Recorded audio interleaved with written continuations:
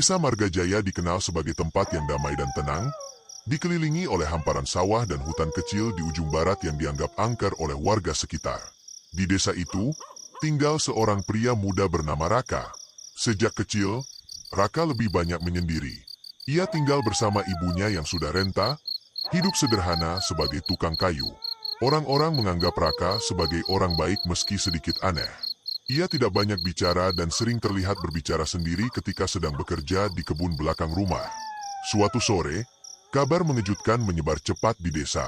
Raka datang ke balai desa bersama seorang perempuan muda yang belum pernah dilihat siapapun sebelumnya. Namanya Sekar, seorang perempuan yang begitu cantik, berkulit pucat bersih, dengan rambut hitam panjang terurai, dan mata yang dalam, terlalu dalam hingga membuat siapapun yang menatapnya merasa seperti sedang tenggelam. Raka mengumumkan niatnya untuk melamar Sekar dan menikah dalam waktu dekat. Warga desa terdiam mendengar pengumuman itu. Bukan hanya karena kecepatan keputusan Raka, tapi juga karena tidak ada seorang pun yang tahu asal-usul Sekar. Ia bukan dari desa sebelah, bukan pula dari kota. Bahkan, kepala dusun sempat bertanya siapa orang tua atau wali dari Sekar, namun Raka menjawab pelan, "Sekar sudah yatim piatu, dia hanya punya aku sekarang." Beberapa orang merasa ada yang janggal. Sekar tidak pernah tersenyum meski wajahnya sangat cantik. Ia hanya berdiri diam di samping Raka, tangan bersilang di depan, pandangannya kosong lurus ke depan. Ibu-ibu yang duduk di pojok balai desa saling berbisik.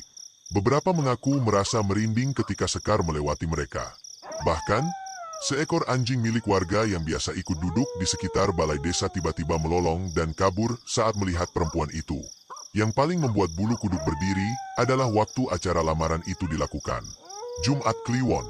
Bagi warga Margajaya, malam Jumat Kliwon adalah malam paling dihindari untuk membuat acara penting. Konon, malam itu adalah waktu ketika batas antara dunia manusia dan alam gaib melemah. Namun Raka bersikeras. Ia bahkan berkata, "Sekar ingin dilamar malam ini. Malam ini adalah malam yang tepat untuk kami." Lamaran dilakukan dengan cepat dan sederhana. Tak ada keluarga dari pihak Sekar, tak ada silaturahmi, tak ada seserahan seperti biasanya. Hanya ada bunga melati kering dan sepotong kain jarik tua yang dibawa oleh Sekar sendiri sebagai penanda ikatan. Beberapa orang tua di desa mulai merasa resah. Pak Dharma, seorang sesepuh desa, diam-diam mendatangi rumah Raka malam itu untuk berbicara. Tapi sesampainya di sana, ia melihat hal yang tidak akan pernah bisa ia lupakan seumur hidup. Di halaman rumah Raka, di bawah sinar bulan, Sekar sedang menari sendiri, tubuhnya melayang sedikit di atas tanah, kain jariknya mengepul seperti tertiup angin, padahal malam itu udara sangat tenang. Musik gamelan pelan terdengar entah dari mana, dan suara rintihan samar terdengar di sela hembusan angin. Pak Dharma tak jadi mengetuk pintu.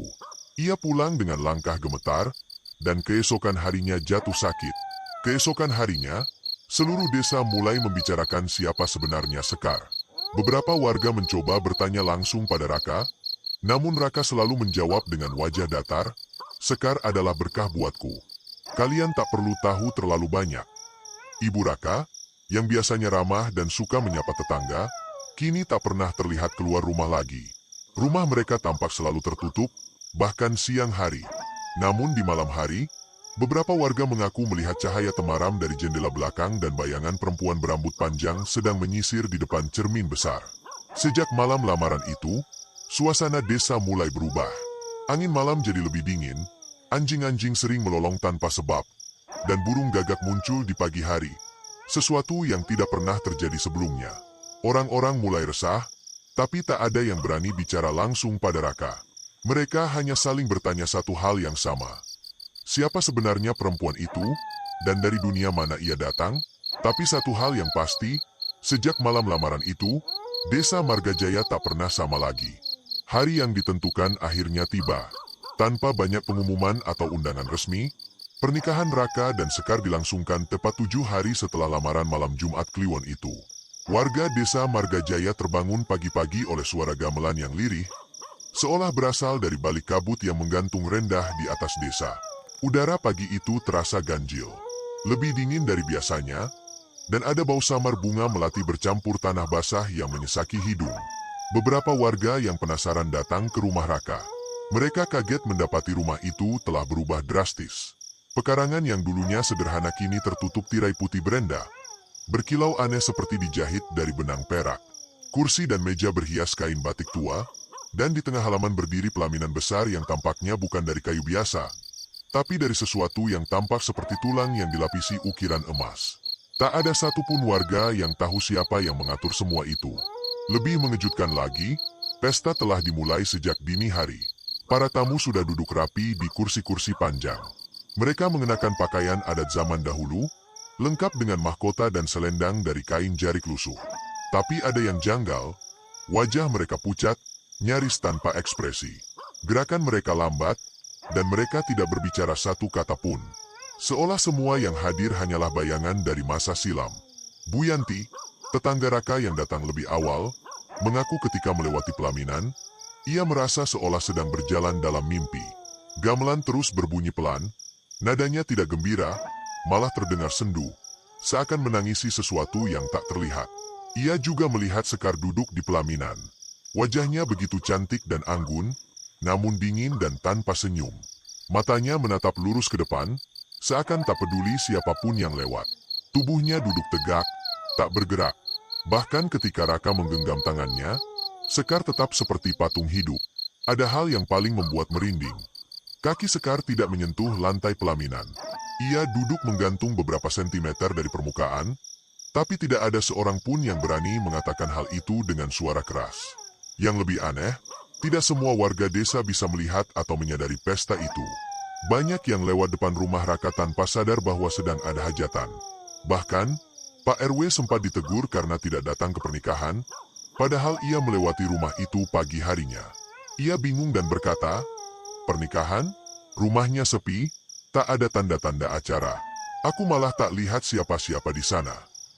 Sejak saat itu, muncul anggapan bahwa hanya orang-orang tertentu yang dipanggil atau diizinkan melihat pesta tersebut. Mereka yang datang biasanya pulang dalam keadaan bingung, pusing, bahkan sebagian tak ingat apa yang mereka alami. Tapi ada satu kesamaan, mereka semua membawa pulang bau melati yang menyengat di tubuh dan pakaian mereka. Pada sore hari, hujan turun mendadak, tapi suara gamelan tidak berhenti. Bahkan, suara itu terdengar semakin keras, seperti diputar dari dalam bumi. Langit menggelap cepat, dan beberapa warga yang tinggal dekat rumah Raka melihat bayangan-bayangan tinggi berdiri di sekeliling rumah itu. Bayangan itu diam, hanya bergerak sedikit seolah sedang mengawasi. Ukuran mereka besar, lebih tinggi dari atap rumah. Malam harinya, rumah Raka seolah menghilang. Tidak ada cahaya, tidak ada suara. Tirai-tirai pesta yang siangnya putih berkilau kini tampak kusam dan berwarna keabu-abuan. Angin bertiup kencang, membawa aroma bunga busuk. Beberapa tetangga mengaku mendengar suara isak tangis di dalam rumah. Bukan suara Sekar, tapi suara banyak orang, perempuan, laki-laki, dan anak-anak, yang menangis bersamaan seperti meratapi sesuatu. Keesokan paginya, saat warga mulai berani keluar rumah, rumah Raka terlihat biasa saja. Tidak ada tanda-tanda pesta. Pelaminan hilang, kursi-kursi tak ada, dan halaman kembali polos. Tapi ada satu hal ganjil. Bekas tanah di sekitar rumah tampak seperti telah diinjak puluhan kaki. Namun kaki-kaki itu kecil, lebih kecil dari ukuran manusia dewasa. Sejak pernikahan itu, Raka dan Sekar jarang terlihat keluar. Mereka seolah lenyap dari kehidupan desa. Rumah mereka selalu tertutup, tidak ada suara, tidak ada aktivitas. Tapi setiap malam Jumat, suara gamelan lirih selalu kembali terdengar. Hanya bagi mereka yang peka dan pernah menghadiri pesta itu. Bu Yanti, yang pernah hadir, mulai mengalami mimpi aneh. Ia melihat dirinya berada di antara kerumunan tamu tak dikenal, menyaksikan Raka dan Sekar duduk di pelaminan, namun di balik senyum Raka, matanya kosong.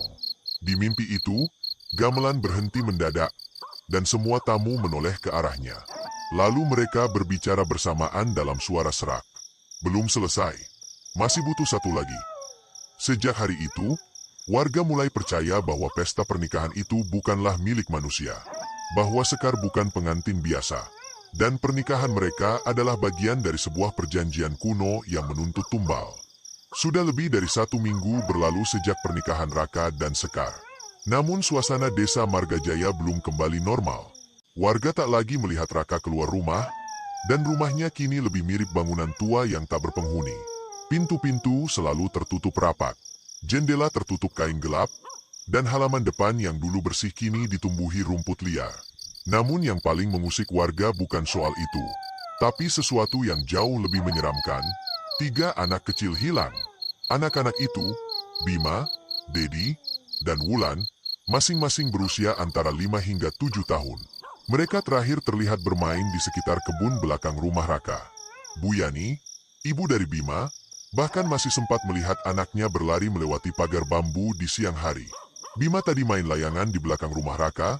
Saya lihat dia lari ke arah pohon pisang itu, ujar Bu Yani dengan wajah pucat. Tapi ketika dicari sore harinya, tak ada jejak. Hanya layangan robek yang tersangkut di pagar dan sandal kecil tergeletak dekat sumur tua. Panik pun melanda warga. Pencarian dilakukan selama 2 hari, melibatkan puluhan orang yang menyisir kebun dan semak-semak. Tapi hasilnya nihil. Bahkan jejak kaki mereka pun seolah lenyap di telan bumi. Dan di malam setelah pencarian hari kedua, seorang ibu muda bernama Mira mengalami kejadian mengerikan. Mira tinggal tak jauh dari rumah Raka. Saat malam tiba, ia keluar ke dapur untuk mengambil air. Dari celah jendela belakang, ia melihat Sekar berdiri di halaman rumahnya, mengenakan kebaya pengantin seperti saat pernikahan, rambut tergerai panjang, dan kepala sedikit miring ke kiri, seolah mendengarkan suara tak kasat mata. Anehnya, tubuh Sekar terlihat seperti tidak padat, seolah kabur dan bergelombang. Seketika, lampu dapur berkedip-kedip lalu padam total. Mira pingsan di tempat. Saat ditemukan keesokan paginya, ia sudah demam tinggi dan mengigau tak karuan. Kulitnya dingin, matanya kosong, dan di belakangnya ada anak-anak. 3 orang, tapi bukan lagi manusia. Begitu katanya dalam gumaman lemah. Sejak itu, Mira jatuh sakit dan tak sadarkan diri selama 3 hari. Desa Margajaya kembali diliputi ketakutan. Kabar makin liar. Ada yang mengatakan bahwa Sekar adalah makhluk dari dunia lain yang haus tumbal. Bahwa pesta pernikahan itu adalah bagian dari ritual pemanggilan. Orang-orang mulai mengaitkan keanehan-keanehan yang terjadi setelah lamaran malam Jumat Kliwon. Bayangan besar, gamelan mistis, dan tamu-tamu tak dikenal. Dan kini, satu persatu mulai menghilang. Bukan hanya anak-anak. 3 hari setelah Mira jatuh sakit, seorang dukun pijat bernama Maktum juga raib. Ia dikenal sebagai orang yang sering melihat hal-hal gaib. Sebelum hilang, Maktum sempat berkata kepada cucunya, "Kalau kamu dengar suara perempuan nyanyi dari balik sumur, jangan jawab, diam saja. Jangan tengok ke belakang."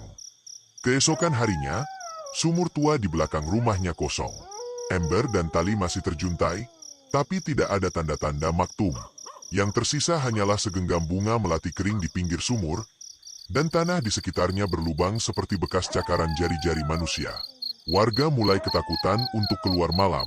Anjing-anjing desa kini sering menggonggong ke arah rumah Raka setiap malam, namun tak pernah berani mendekat. Bahkan ayam pun enggan bertelur jika kandangnya dekat pagar rumah itu. Semua yang hidup, seolah tahu ada sesuatu yang tak seharusnya ada di dalam rumah tersebut. Pak RT akhirnya memutuskan mengadakan musyawarah darurat. Malam itu, beberapa tokoh desa berkumpul di balai untuk membahas apa yang sebenarnya terjadi. Mereka mencoba mendatangi rumah Raka secara bersama-sama, membawa obor dan doa-doa dari kitab suci. Tapi saat rombongan baru sampai di depan pagar rumah Raka, angin kencang berhembus. Tirai-tirai di jendela rumah itu berkibar sendiri. Dan dari dalam terdengar suara nyanyian lemah seorang perempuan. Liriknya tak bisa dimengerti, namun membuat bulu kuduk merinding. Nada-nadanya seperti doa pemanggil roh, dilantunkan perlahan, menyayat, dan membuat dada terasa sesak. Salah satu dari warga yang ikut dalam rombongan tiba-tiba berteriak histeris dan berlari tanpa arah. Ia mengaku melihat wajah anaknya yang telah hilang, duduk di bawah pohon jambu belakang rumah Raka. Namun tubuh anak itu berwarna abu-abu, matanya kosong, dan kulitnya seperti mulai membusuk. Sejak kejadian itu, tak ada lagi yang berani mendekat ke rumah tersebut. Raka tak pernah keluar rumah. Dan Sekar, entah masih ada atau tidak. Tapi suara langkah perempuan dengan gelang kaki masih terdengar setiap malam, melintasi lorong di dalam rumah, diiringi bunyi gamelan kecil dan suara-suara anak-anak yang tertawa lirih. Hingga pada suatu malam, seorang warga tua menemukan kertas di depan pintu masjid desa. Kertas itu tertulis dengan huruf Jawa kuno, bercampur darah yang mulai mengering. Setelah diterjemahkan oleh salah satu orang pintar, isi pesannya mengguncang hati semua warga. Dalam satu pernikahan antara dunia, 3 jiwa polos akan diambil. Tapi jika pernikahan ini tidak dibubarkan sebelum bulan mati keempat, maka pengantin wanita akan menuntut lebih, dan desa ini akan menjadi miliknya. Malam itu, langit desa Margajaya tak berbintang. Angin berhenti, dan dari arah rumah Raka, terdengar bunyi kerincing kecil, seperti gelang kaki, menari dalam kegelapan. Setelah serangkaian kejadian aneh, hilangnya anak-anak, kesurupan, dan munculnya Sekar dalam wujud yang menyeramkan, warga desa Margajaya benar-benar dicekam ketakutan. Siang hari mereka berusaha bertingkah normal, tapi malam hari desa berubah menjadi tempat sunyi penuh bisikan. Lampu-lampu dipadamkan lebih cepat, pintu dikunci rapat, dan tak ada lagi suara ayam atau anjing terdengar. Namun ketakutan itu tak membuat semua warga pasrah. Pak Badrun, kepala dusun sekaligus keturunan juru kunci lama, akhirnya memutuskan untuk memanggil bantuan dari luar desa. Ia menghubungi seorang dukun tua yang tinggal di pinggiran Gunung Salak, dikenal dengan nama Mbah Wiryo. Ia bukan dukun sembarangan, ia dikenal sebagai penjaga pusaka-pusaka tua warisan leluhur Majapahit yang dipercaya mampu menetralisir kekuatan gaib dari alam lain. Malam itu, Mbah Wiryo datang dengan satu keranjang bambu tua. Di dalamnya ada keris kecil berbalut kain putih. Keris itu disebut Puspalaras, pusaka yang hanya boleh digunakan saat terjadi gangguan dari bangsa lelembut penguasa batas dunia.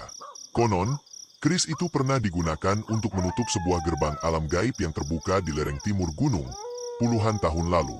Pak Badrun dan 5 warga terpilih menemani Mbah Wiryo ke rumah Raka pada malam bulan sabit. Mereka membawa obor dan jimat pelindung.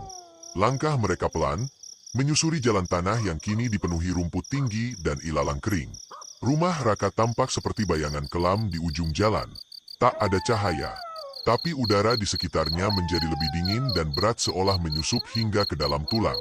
Begitu mereka tiba di depan pagar, Mbah Wiryo berbisik, "Kita tidak sedang menghadapi manusia. Dia adalah pengantin dari lorong waktu. Dikirim ke dunia ini bukan untuk cinta, tapi untuk perjanjian." Ketika Mbah Wiryo mengangkat kerisnya, angin kencang tiba-tiba bertiup. Tirai-tirai rumah Raka berkibar liar. Lalu, dari dalam rumah, terdengar suara perempuan menyanyi, lirih dan menyayat, seperti nyanyian pengantar tidur, tapi dalam bahasa yang tak dipahami siapapun. Salah satu warga yang ikut mulai menangis tanpa sebab, lalu jatuh pingsan dengan mata terbuka. Mbah Wiryo menusukkan ujung keris ke tanah sambil melantunkan doa. Tanah bergetar halus, dan suara gamelan samar kembali terdengar dari dalam rumah. Tapi bukan gamelan biasa. Irama gamelan itu terbalik, mengalun mundur, dan diselingi dengan tangisan bayi. Tumbalnya belum cukup, gumam Mbah Wiryo pelan. Dia butuh jiwa untuk mengikat dirinya lebih dalam ke dunia ini. Tiba-tiba, pintu rumah Raka terbuka tanpa suara. Tidak ada yang keluar, hanya bayangan yang menjulur panjang dari dalam, seperti tangan, melambai-lambai meminta mereka masuk. Salah satu warga tak tahan dan mencoba melangkah, namun Mbah Wiryo menariknya. "Jangan, sekali masuk, jiwamu akan tersangkut." Ia lalu menggenggam erat keris Puspalaras dan melemparkan segenggam garam putih ke ambang pintu. Terdengar jeritan panjang dari dalam. Seketika, semua suara menghilang. Rumah kembali sunyi. Namun tiba-tiba, dari balik jendela, mata Sekar muncul. Ia tidak berdiri, matanya menggantung di atas, menatap keluar dengan tatapan tajam dan senyum miring yang menyeramkan. "Ia tahu kita datang untuk memutus perjanjiannya," kata Mbah Wiryo, "dan ia tak akan membiarkan itu terjadi tanpa perlawanan." Mbah Wiryo lalu menyarankan agar ritual pemutusan ikatan dilakukan malam berikutnya, di bawah pohon beringin tua di tengah desa, tempat yang diyakini sebagai pusat kekuatan tanah Margajaya. Disitulah roh-roh leluhur disemayamkan, dan dari situlah Sekar pertama kali masuk ke desa. Malam ritual pun tiba. Warga berkumpul di bawah pohon beringin tua. Mbah Wiryo memimpin doa, membakar kemenyan dan menguburkan keris Puspalaras ke akar pohon sebagai segel. Namun tepat saat ayat-ayat terakhir dibacakan, tanah berguncang. Angin melolong seperti suara wanita menjerit. Pohon beringin mengeluarkan getaran, dan daun-daunnya berubah warna kehitaman. Lalu, sosok Sekar muncul di antara kabut. Namun kali ini bukan sebagai manusia. Tubuhnya tinggi, kurus, wajahnya hancur setengah, kulitnya pucat membiru. Gaun pengantinnya berubah menjadi jubah panjang berlumur darah, dan rambutnya menjulur hingga menyapu tanah. Di belakangnya, bayangan anak-anak muncul, tubuh kecil dengan mata kosong dan tangan mereka terentang ke arah warga. Kalian menolak ikatan, maka kalian akan kehilangan lebih banyak. Suara Sekar menggema dari segala arah. Namun Embah Wiryo tak gentar. Ia menggali kembali keris Puspalaras dan menusukkannya ke tanah sambil memanggil nama-nama leluhur desa. Cahaya putih memancar dari tanah, dan Sekar berteriak keras, tubuhnya terbakar api tak terlihat. Satu persatu bayangan anak-anak menghilang. Dan pada akhirnya, Sekar lenyap dengan jeritan terakhir yang membekukan udara.